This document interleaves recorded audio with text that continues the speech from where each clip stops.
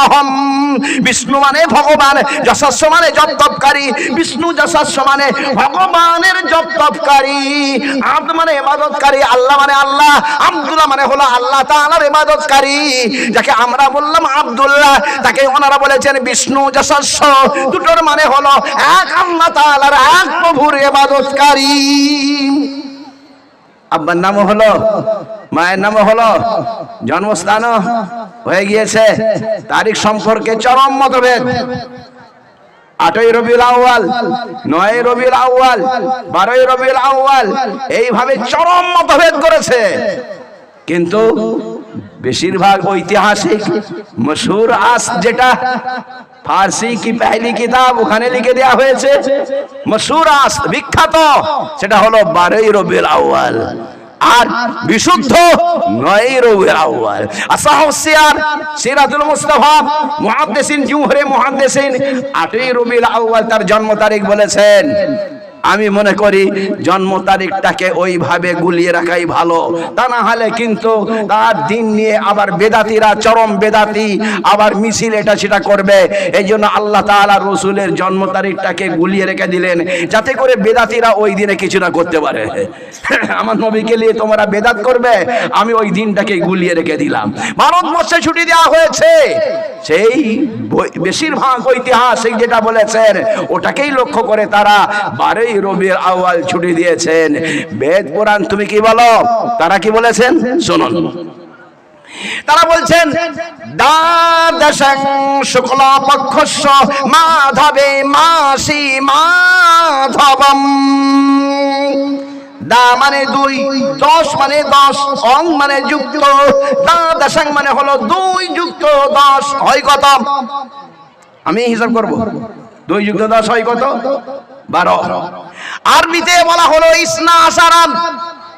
ISNA মানে 2, আশারা মানে 10, মুরাক্কাবে বিনাই মানে হলো যুক্ত। 2 যুক্ত 10 হয় 12।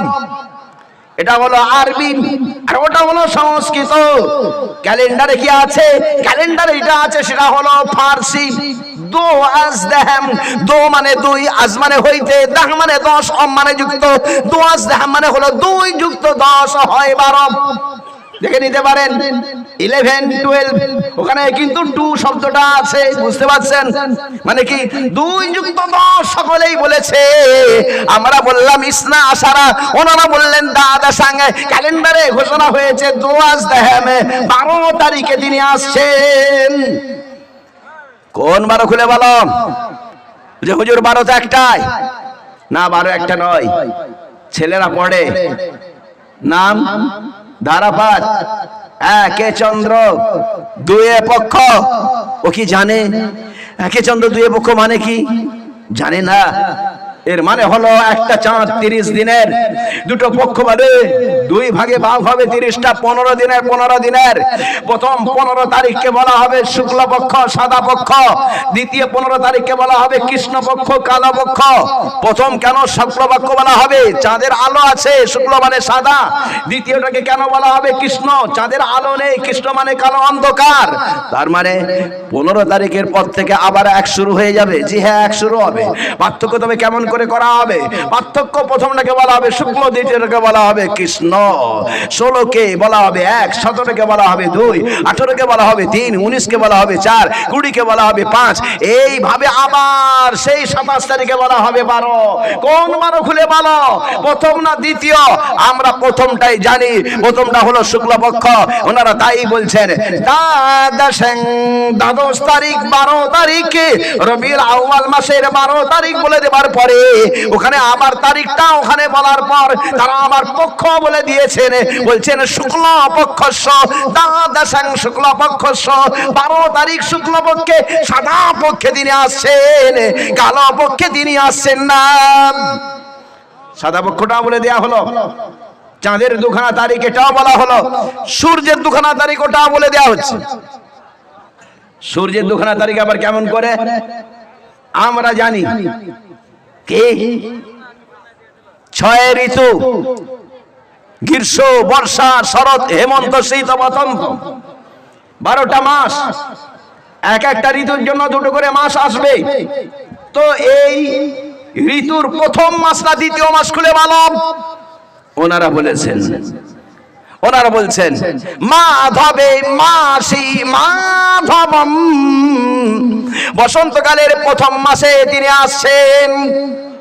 6 ঋতু 12টা মাস, একটা ঋতুর জন্য 2টো করে মাস, ঋতু বলে দেয়া হলো, মাসও বলে দেয়া হলো।